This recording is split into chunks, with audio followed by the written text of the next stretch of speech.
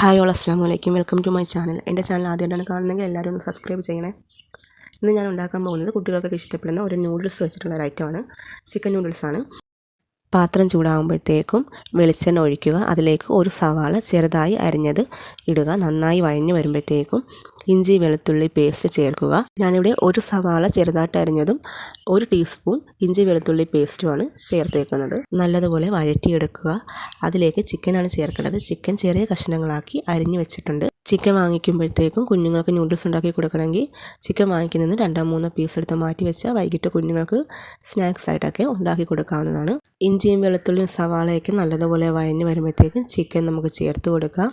Chicken ചേർത്ത ശേഷം നല്ലതുപോലെ വഴറ്റിയെടുക്കുക. അതിലേക്ക് സ്വല്പം ഉപ്പ് ചേർത്ത് കൊടുക്കുക.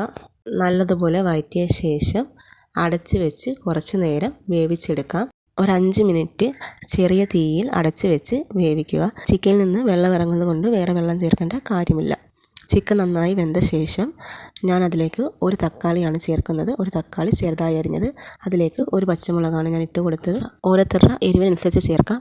അതിലേക്ക് 1/4 ടീസ്പൂൺ മഞ്ഞൾപ്പൊടി, 1/4 ടീസ്പൂൺ കാശ്മീരി മുളക് പൊടിയാണ് ഞാൻ ചേർത്തേക്കുന്നത്.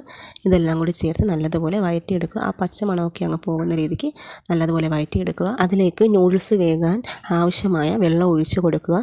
അതിലേക്ക് നൂഡിൽസ് ഇട്ട് കൊടുക്കുക. ഞാനിവിടെ 2 പാക്കറ്റ് നൂഡിൽസാണ് കിട്ടുന്നത്. ഇപ്പി, മാഗി ആ നൂഡിൽസാണ് ഞാൻ എടുത്തേക്കുന്നത്.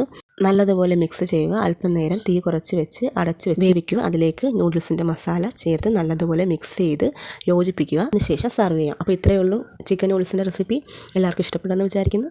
എല്ലാവരും ചാനൽ സബ്സ്ക്രൈബ് ചെയ്യണേ. അപ്പോൾ പുതിയൊരു വീഡിയോ ആയിട്ട് കാണാം. Thank you so much.